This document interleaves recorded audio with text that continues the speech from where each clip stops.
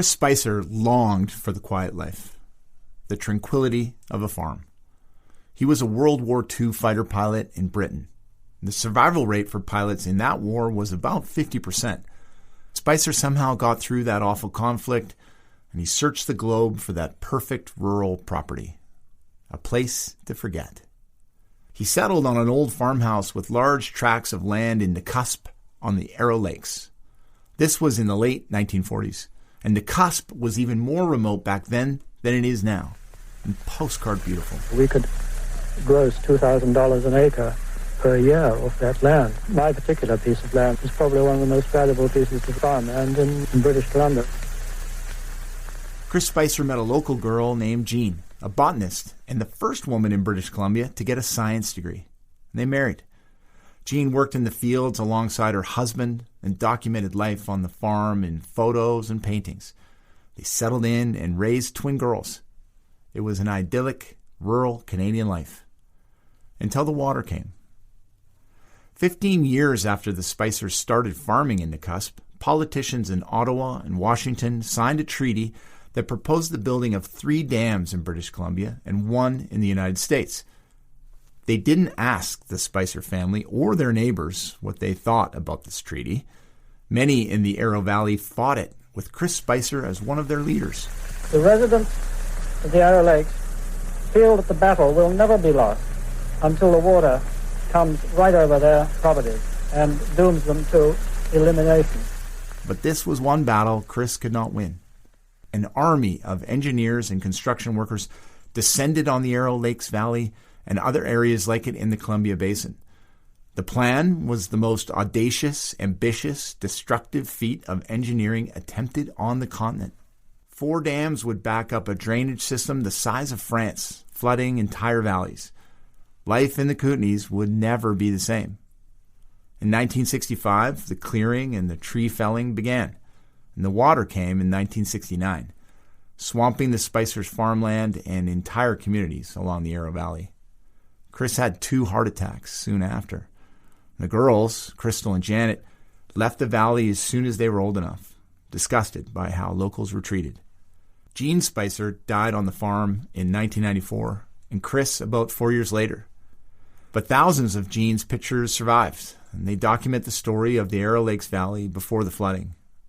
A life that was interrupted by a treaty they wanted no part of. It was the most fertile farm in the whole of British Columbia, I would say, prior to the flooding. It gave us a very steady income, and we had a wonderful, happy life here, which came to an end with the building of the High Arrow Dam.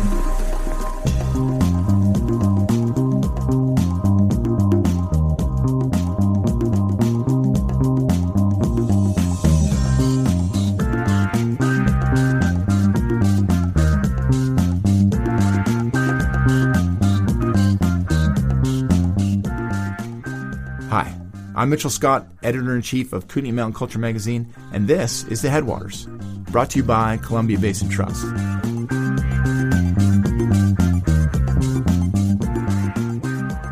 On this podcast, you're going to hear about one of the most important documents ever signed in the Kootenays, the Columbia River Treaty.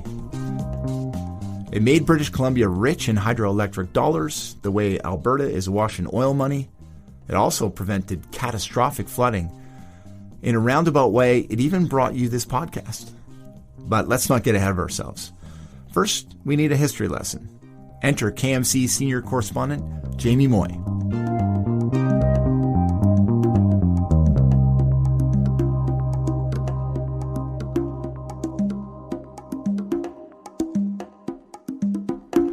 Jamie, the Columbia River Treaty shaped this place and still shapes this place we all call home.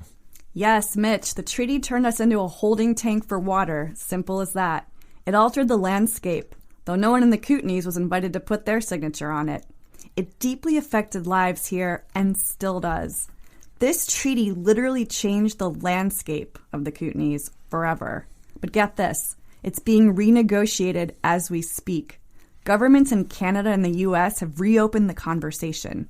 We must talk about it. The future of our water is at stake. I'm not sure if everyone in the basin knows this story, so we're going to need a little history. Agreed. Let's hop into our time machine and go back. way back to 1948, right around the time Chris Spicer bought that farm.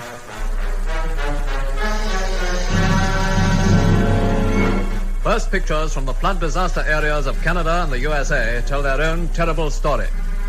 Vast areas on both sides of the border have been engulfed by swollen flood waters of the Columbia River, which swept away everything in their path. It's 1948.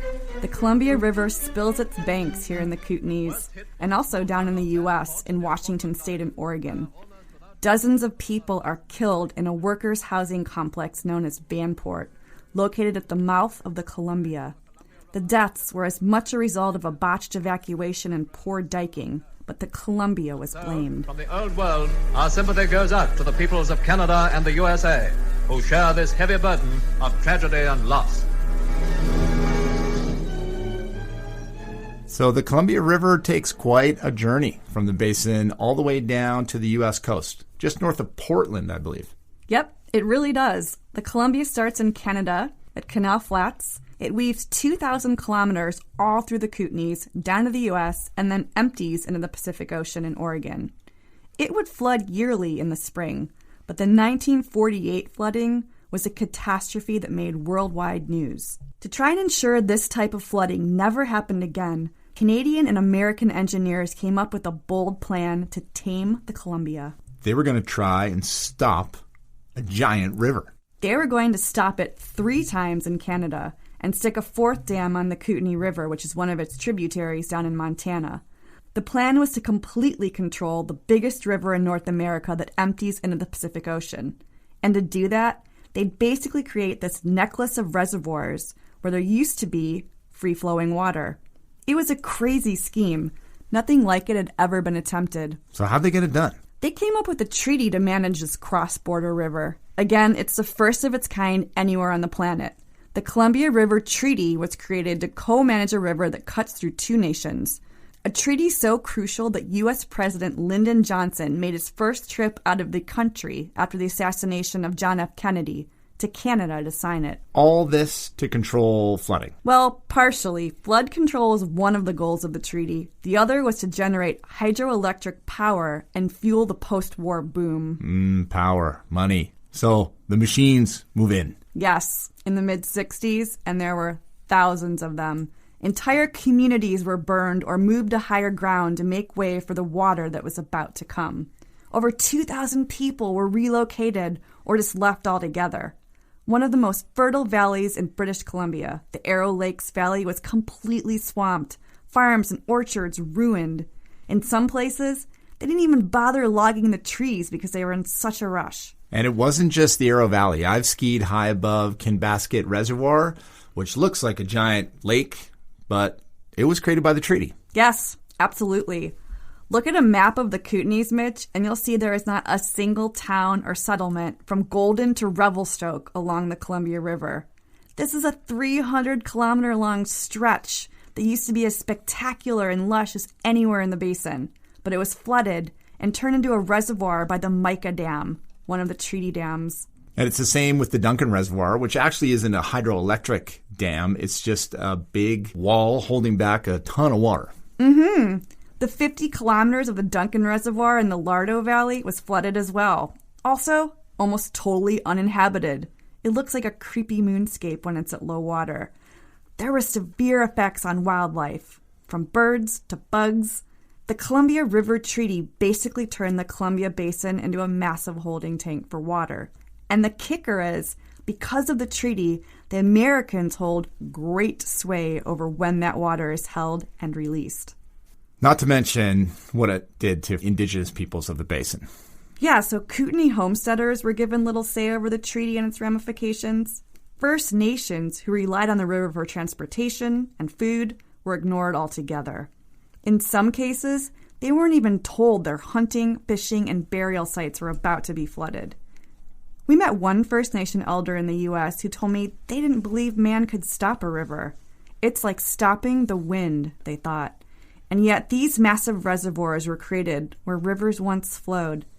So I'm going to play devil's advocate here. It did prevent catastrophic flooding, as we discussed, but it also made our province and our region a whole lot of money. It prevented flooding, no question. Remember when downtown Grand Forks was flooded 5 or 6 years ago? Or the year where parts of downtown Calgary and most of High River were waist deep in water?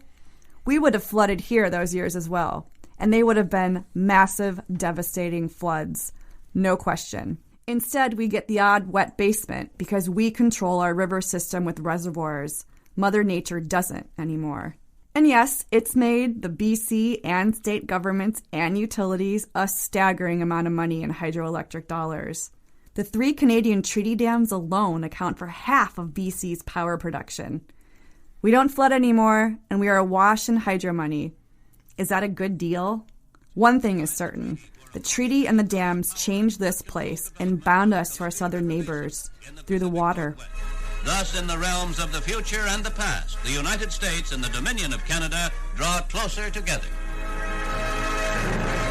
Okay, the dams are in and we can't go back or take them out. And half a century later now, how are people feeling? The only way I thought I could answer it is to return to Arrow Lakes and the Spicer Farm where we began the podcast. The farm is now a National Historic Site. One of Chris's successful fights was to save it from being burned, because so many buildings were burned. What happened to the Spicers? After Jean and Chris died decades ago, and their twin daughters had left the Nakusp area, the women ended up returning to Arrow Lakes. Janet Spicer now runs what's left of the farm. The old farmhouse, barn, and some of the fields are intact, and she's operating what is now one of the largest organic farms in the Kootenays. She's 72 now, and when we visited, she was pushing a heavy wheelbarrow full of 50-pound boxes of leeks up a hill. And I grow the winter leeks, so they take 120 days to mature. They didn't used to be, but now they're quite a high-value crop. But they're very labor-intensive. After years in England, Janet got a call from her parents saying they couldn't manage the farm anymore and asking her if she could come home. They believed in growing healthy food for their community on the land that survived the flooding, and they didn't want the farm to just fade away. Reluctantly, Janet returned. I'm very motivated, very driven by my parents to keep the farm going. It was the most wonderful farm. The district horticulturalist that used to come and visit all the farms every year, he could never believe the advantages of this farm, and it's got such a wonderful history. It was different than the valley, it was about 250 family farms selling eggs and cream and vegetables and fruit, and there was a huge kinship among everybody, and it was just the way farming, I think, the valley should be. I think it was a shocking act of violence and cruelty to just drown us out. Janet sounds emotional in that clip. Oh, she is. One of the toughest parts of telling this story is getting people in the Arrow Lakes Valley to talk. Farmers like Janet who lived through the flooding, they didn't want to discuss it anymore. They were so enraged at how they were treated, so mistrustful of government. They don't want to talk about what life was like back before the water rose. We were told at the time that BC didn't need the Arrow Lakes Valley, even though it was so productive, second to the Fraser Valley, in front of the Okanagan that hadn't got their irrigation in line yet, that we weren't needed because BC could get all the produce from California. But now if you look at California running out of water, their soil is so denatured. The whole thing is so short-sighted. It's irrecoverable. That's the thing. It's not that it can be put back. It can't. So now, looking forward, what do people in the basin affected by the dams want out of this new treaty that's being renegotiated? Another huge question, Mitch. To answer, let's take a walk with Janet's twin sister, Crystal Spicer. Crystal also originally left the area, but she eventually moved back to the valley and lives about an hour south of Nakusp in Edgewood. I walk with her on the high sand dunes next to what used to be the thriving community of Edgewood. Edgewood is one of those places where homes were burned or moved to higher ground. The entire community was relocated. Right here, we're standing on a farm. What used to be a beautiful farm, if you look at the pictures. I don't remember it because I was very young when Dad used to deliver vegetables to the store. Across the bay here was Edgewood. Arrow Lake's reservoir is at low elevation when we're here, so it looks like a moonscape that doesn't quite feel natural. The shoreline is huge, and there's these unusual sand dune formations just out in the middle of the lake for like 50 meters. So your question, Mitch, what do people in Arrow Valley want? They want some of the things that were taken away, starting with more consistent lake levels. So instead of 40 or 44 feet or 70 feet from the old level, there would be a 15, maybe 20 foot rise and fall throughout the year. And we call it the mid-elevation plan, my sister and I. If we said we want it back to the way it was, they're not going to look at you. I actually already tried that. But a mid-elevation, we thought, okay, so we'll give 20 feet up and we'll take 20 feet down. That's mid-el. So that has been modeled, and it looks so positive for all the social, economic, and environmental issues. And it would not reduce power generation. So the number one issue is water levels. They want them more consistent and natural, not just on Arrow Lakes, but on the Kootenays Reservoir and Duncan Lake as well. The fluctuations are extreme. If you've ever seen these places in the spring, you'll understand they look abnormal. And I understand there are some other impacts because of the rising and falling lake levels. Yes, many. Dust storms are one. Locals think that the spring and summer dust storms will end with steadier water levels. They want the restoration of streams and shorelines to be a priority. They want endangered and threatened fish species restored, especially salmon. These waters used to be full of salmon in the fall, Mitch. It's going to take a big effort to bring them back. But First Nations in the Okanagan bolstered their stocks, and many here want salmon back in the Kootenays too. They know life is not going to return to what it was, but they want more control over their water and more natural water levels. It really comes down to control. They feel they have none. So my family has lived on Kootenay Lake for many decades, and we've seen levels fluctuate, but they're not super extreme. I'm glad you brought that up. Kootenay Lake is a good example where the community has control. Its levels are controlled by the Duncan Dam and Libby Dam, both of which are part of the treaty, and the Cora Lynn Dam, which isn't. People who live on Kootenay Lake enjoy relatively steady natural fluctuations because it's managed for the people who live there, not for the main goal of power generation or downstream crop irrigation. Kootenay Lake is managed with locals in mind first. Good to know. Great explanation. So anything else? There's a whole list of other demands residents would like to see out of the negotiations with the U.S., but it all comes down to living in a place that's more natural, not just a giant tank that is drained and filled to make money. In a word, they want to say they want control. Do they have any hope they will get some of that control? Yes, there is hope. First Nations are at the table this time, and we're going into this negotiation with our eyes open. Negotiators on both sides recognize the health of the river has to take priority.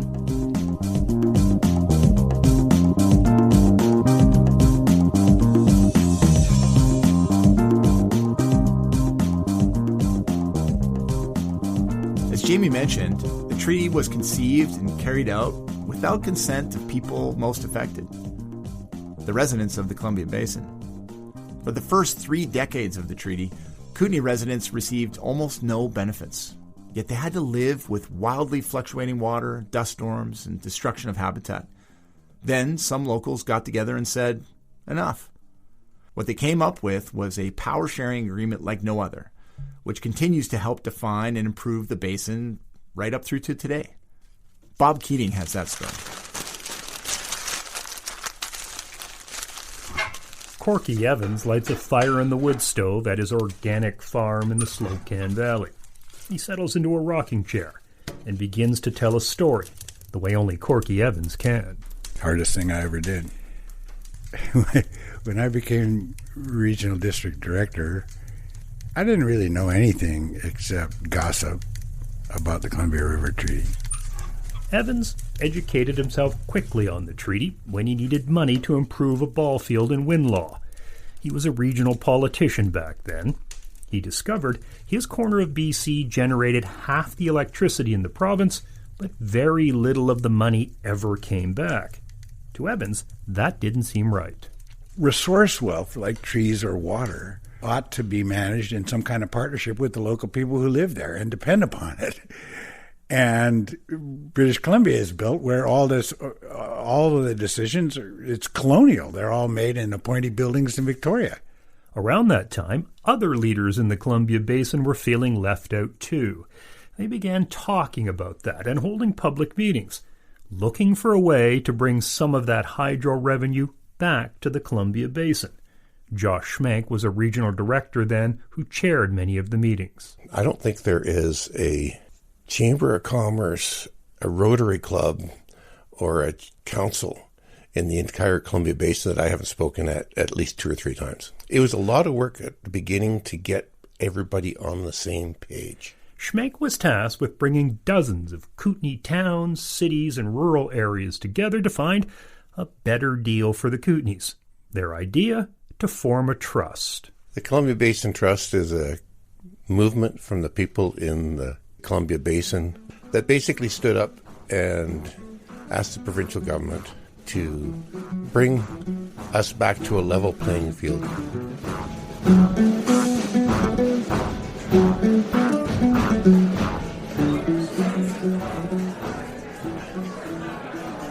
The initial organizing meetings were often packed with people affected by dams and reservoirs.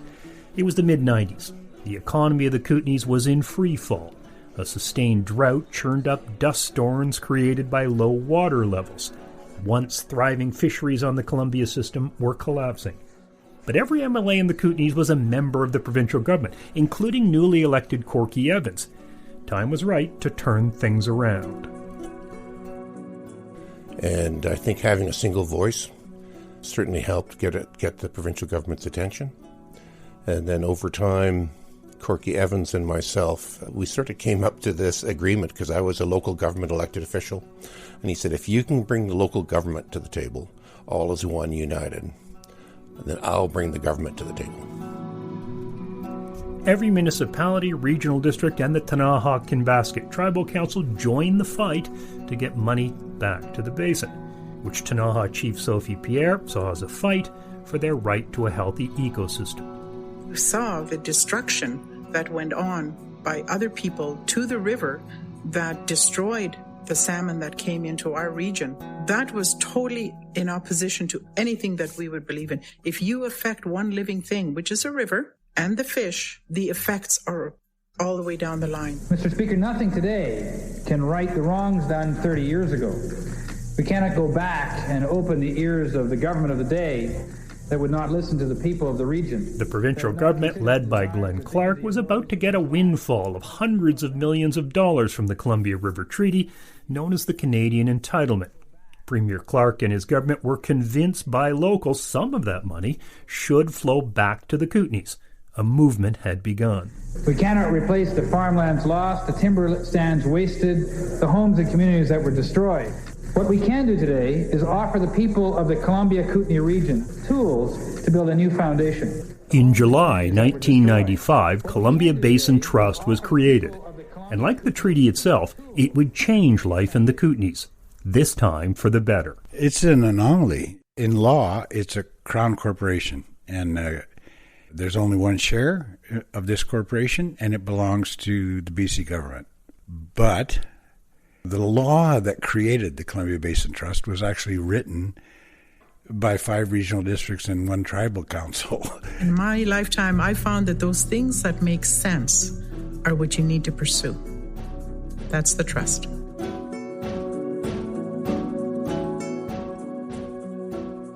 The deal was complex, but the idea is simple: to bring investment back to the region that generates so much wealth.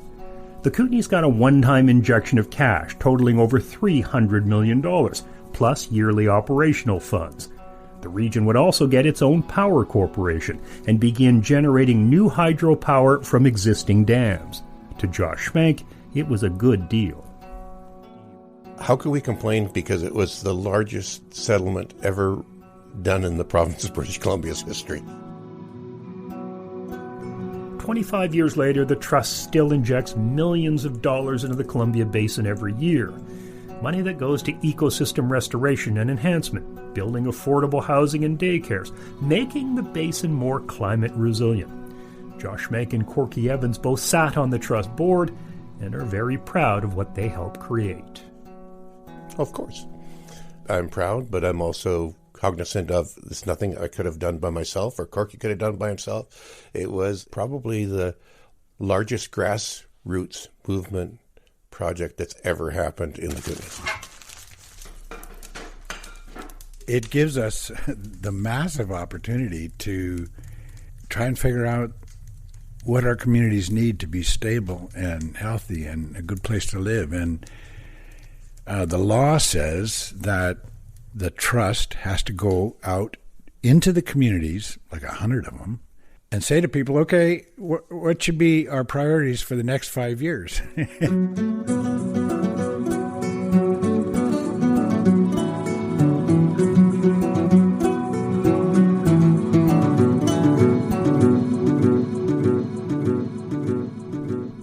Thank you, Bob, for that documentary. We heard earlier that the Columbia River Treaty is being renegotiated. The treaty is 60 years old and needs modernization. Canadian and American negotiators have been meeting for the better part of a decade now, trying to come up with a modern treaty for the river both countries share. It's a monumental task, and a question Eileen Delahanty Perks has pondered and written about extensively. I was raised with a strong sense of natural justice, and I found it to be inherently unjust, what had happened. And the way in which it had happened in particular was extremely unjust. And for whatever reason, I was drawn to understand that. And then once I was deep down in the Columbia Treaty rabbit hole, I thought, well, who else is ever going to go way down here? I have an obligation now to write about what I've learned. Eileen Delahanty Perks is the author of A River Captured. It's a definitive look at the Columbia River Treaty and its impacts. We took a walk with her along the shores of Kootenay Lake and asked, what does a better treaty look like to her? A good deal allows some of the water to flow not as a monetary item, generator of profit, but as a gift to the land, as a home, as a habitat for all of us, that allows fish to come back the way the Okanagan River fish are starting to come back because of the efforts that are being made.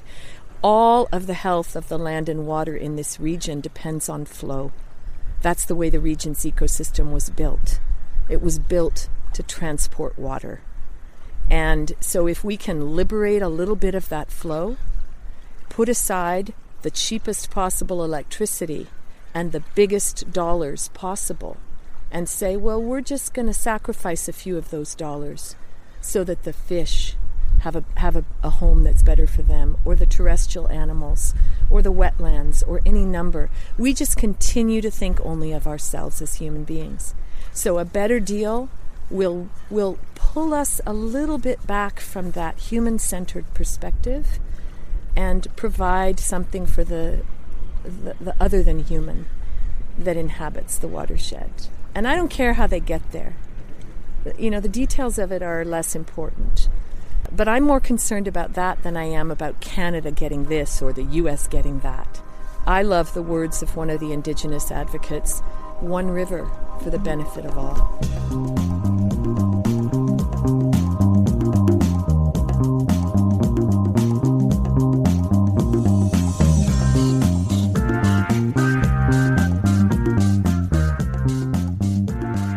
That's our podcast, which would not happen without Columbia Basin Trust. For more information on the incredible work the Trust does, go to ourtrust.org.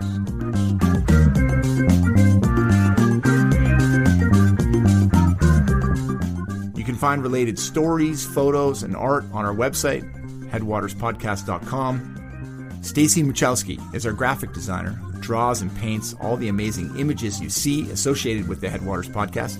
And we can't thank you enough, Stacy. Your work is incredible. Thank you for listening. I'm Mitchell Scott.